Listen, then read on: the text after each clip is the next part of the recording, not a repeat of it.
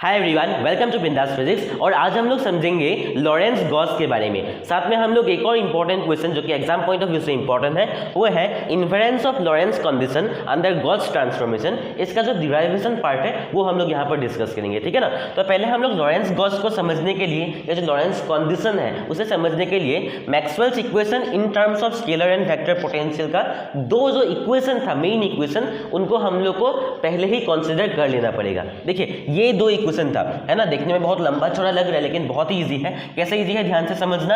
आपको सिर्फ पहला वाला जो इक्वेशन है इसे याद रखना है, इसका जो फॉर्म है बेसिकली वो याद रखना है, दूसरा वाला ऑटोमेटिकली आ जाएंगे। ध्यान से देखना, यहाँ पर वेक्टर पोटेंशियल ए वेक्टर की बात हो रहा है ना, और यहाँ पर स्केलर पोटेंशियल फाई। ये जो टर्म है दोनों में कॉमन है, ये दोनों बेसिकली इक्वेशन है, मैक्सवेल इक्वेशन, ठीक है ना। तो यहाँ पर ये जो टर्म है दोनों में एग्जैक्टली सेम है ना। यहाँ पर सिर्फ ए वेक्टर के जगह पर आप लोग सिर्फ फाई और फाई पुट कर दीजिए, बाकी एग्जैक्टली सेम है। तो कितना इजी हो गया। बस आप लोग को ये दोनों पार्ट जो है समझना पड़ेगा, यानी कि वेक्टर पोटेंशियल ए वेक्टर से रिलेटेड है जे वेक्टर और फाई से रिलेटेड है minus rho by epsilon not, ठीक है ना। बस आपको ये समझना है, बाकी दोनों एग्जैक्टली सेम ही है, ठीक है ना।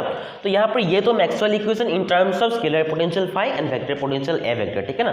तो यहाँ पर देखिए, अगर हम लोग को यहाँ पर सिर्फ ए वेक्टर के टर्म पे ये वाला पहला वाला इक्वेशन चाहिए या सिर्फ फाई के टर्म्स पर ये सेकेंड वाला इक्वेशन चाहिए, यानी कि देखिए इन दोनों में क्या है, दोनों में फाई और ए वेक्टर दोनों है ना। यहाँ पर भी ए वेक्टर है लेकिन यहाँ पर फाई है, यहाँ पर भी फाई वेक्टर था लेकिन यहाँ पर ए वेक्टर है। तो यहाँ पर हम लोग नहीं कह सकते कि दोनों जो है सिर्फ एक स्केलर पोटेंशियल या एक वेक्टर पोटेंशियल के टर्म में है, दोनों इंटरलॉक्ड है, यानी कि दोनों जुड़े हुए हैं। अगर हम लोग को सिर्फ एक ही टर्म में चाहिए, यानी कि पहला वाला इक्वेशन सिर्फ ए वेक्टर के टर्म में चाहिए और सेकेंड वाला इक्वेशन सिर्फ फाई के टर्म में चाहिए, तो हम लोग को क्या करना पड़ेगा, ये वाला जो टर्म है जो कि दोनों में कॉमन है इसे हम लोग को जीरो पुट करना पड़ेगा। क्या पुट करना पड़ेगा, जीरो पुट करना पड़ेगा। तो जीरो पुट करने पर क्या होगा, ये वाला बन जाएंगे, है ना। यानी कि del dot A vector plus ये वाला इज इक्वल टू जीरो। और ये जो कंडीशन है बेसिकली इसे हम लोग कहते हैं लॉरेंस कंडीशन। क्या कहते हैं, लॉरेंस कंडीशन, है ना। और जो कोई भी स्केलर पोटेंशियल फाई और जो कोई वेक्टर पोटेंशियल ए वेक्टर ये कंडीशन को फॉलो करके चलता है उसे हम लोग क्या कहते हैं, लॉरेंस गॉस कहते हैं। यानी कि the scalar potential phi and the vector potential A vector which follows the Lorentz condition is called Lorentz Gauss, ठीक है ना। तो हम लोग यहाँ तक समझ गए।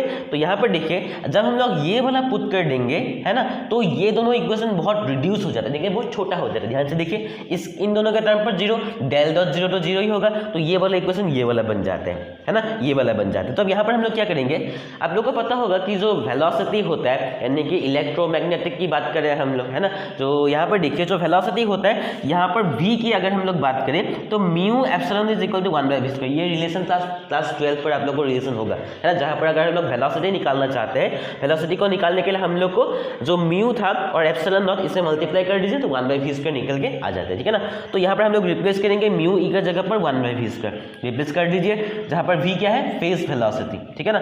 तो यहाँ पर डेल स्क्वायर, है ना, देखिए ये पहला वाला इक्वेशन ये बन जाते हैं और सेकेंड वाला इक्वेशन ये बन जाते हैं। अगर हम लोग म्यू ई के जगह पर 1 बाय v स्क्वायर रिप्लेस करें, म्यू ई के जगह पर 1 by v square, mu E के जगह पर 1 बाय v स्क्वायर, बाकी एक्जैक्टली सेम है, ठीक है ना। इसे हम लोग थोड़ा सा और क्या कर सकते हैं, छोटा कर सकते हैं with the help of an operator call D'Alembertian operator, ठीक है ना। तो हम लोग करेंगे क्या, दोनों में कुछ कॉमन है, ध्यान से देखिए, del square minus 1 by v square del square by del T square, यहाँ पर भी है del square minus 1 by v square del square by del T square. तो ये दोनों में जो कॉमन पार्ट है उस कॉमन पार्ट को हम लोग क्या कहेंगे, इस सिंबल से डिनोट करके, जो कि आप लोग के लिए बिल्कुल नया है, नया नहीं, अगर आप लोगों ने पहले पढ़ लिया है थोड़ा सा, तो इसे हम लोग कहते हैं डीएलएम्बर्सन ऑपरेटर। बहुत लोग क्या करते हैं, इसमें स्क्वायर लगा देते हैं, है ना। देखिए बहुत लोग क्या करते हैं, बुक्स पर कई सारे यहाँ पर ऐसा लिखा गया है, यहाँ पर तो स्क्वायर ही लिखा गया है, यानी कि इस वाले ऑपरेटर को हम लोग डीएलएम्बर्सन ऑपरेटर कहते हैं। जैसे कि आप लोगों को लैप्लासियन ऑपरेटर पता होगा, डेल ऑपरेटर पता होगा, है ना।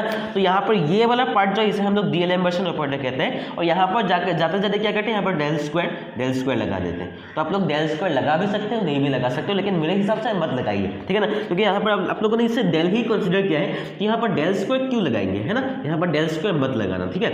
तो कई सारे बुक्स पर लगाए गए हैं, तो अगर आप लोग लगाना चाहते हैं तो यहाँ पर भी आप लोग डेल स्क्वायर लिख दीजिए, यहाँ पर भी डेल स्क्वायर लिखे, यहाँ पर डेल स्क्वायर तब लिखेंगे। लेकिन यहाँ पर अगर आप लोगों ने पहले ही अगर डेल कंसिडर कर लिया है तो यहाँ पर डेल स्क्वायर नहीं लगा सकते, ठीक है ना।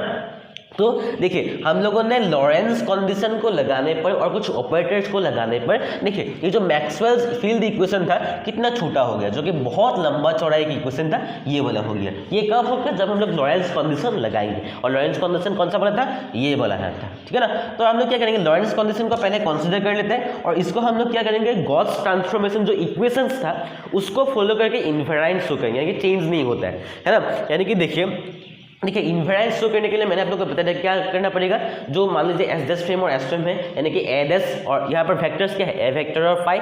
तो ए वेक्टर के जगह पर ए डैश वेक्टर भी अगर हम लोग करें या फाई के जगह पर फाई डैश भी करें, तब भी ये क्या होगा, ये इक्वेशन चेंज नहीं होगा, ये एक्जैक्टली सेम होगा, ठीक है ना। तो यहाँ पर देखिए म्यू ई के जगह पर हम लोग क्या रिप्लेस करेंगे, 1/v²। तो 1/v² कर दिया, तो लॉरेंस कंडीशन जो है मैंने ये जो सिंबल है इससे कर दिया, ये लॉरेंस कंडीशन, ठीक है ना। तो जो गॉस ट्रांसफॉर्मेशन इक्वेशन था, जो कि मैंने एक अलग सा वीडियो बनाया हुआ है, गॉस ट्रांसफॉर्मेशन इक्वेशन कौन सा, ये वाला, ये दोनों, ठीक है ना। जहाँ पर ए डैश वेक्टर का वैल्यू क्या है, A vector plus del psi, phi dash का क्या है, phi minus del psi by del t. इसका मैंने अलग सा वीडियो बनाया है, आप लोग देख लेना यूट्यूब पर, ठीक है ना। तो यहाँ पर देखिए ए वेक्टर के जगह पर हम लोग क्या पुट कर सकते हैं, ए वेक्टर के जगह पर ये डेल साई अगर हम लोग इधर लेंगे तो A dash vector minus of del psi का वैल्यू क्या होगा, ए वेक्टर। तो ए वेक्टर के जगह पर मैंने ये वाला पुट कर दिया, है ना। कहाँ से मिला, वहाँ से मिला। अब देखिए फाई के जगह पर क्या पुट कर सकते हैं, phi dash plus del psi by del t. तो phi dash plus del psi by del t हम लोग पुट करेंगे, तो ये वाला बन जाएंगे। अब इन दोनों में से सिर्फ ब्रैकेट को हटाइए, यानी कि डेल होता है A dash vector minus del square psi होगा, प्लस यहाँ पर साई मतलब क्या है, जो गॉस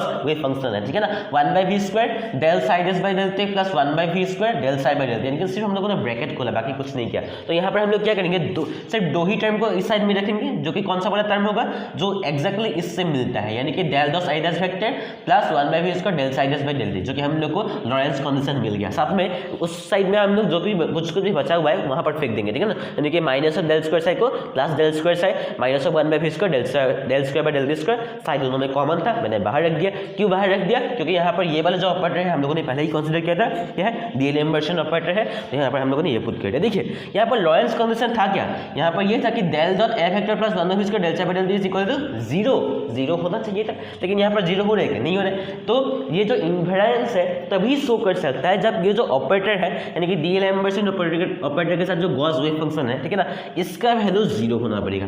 यानी कि अगर इफ ये वाला वैल्यू 0 है तभी हम लोग क्या कर सकते हैं, ये वाला इक्वेशन 0 के बराबर होगा। और तब देखिए ए वेक्टर के जगह पर ए डैश वेक्टर हो गया, फाई के जगह पर फाई डैश हो गया और इसका 0, यानी कि कुछ भी चेंज नहीं हो रहा है। तो समझ गए आप लोग, हम लोग इन्वेरिएंस सभी को शो कर सकते हैं जब ये जो ऑपरेटर है साथ में Gauss wave function is equal to 0 होगा।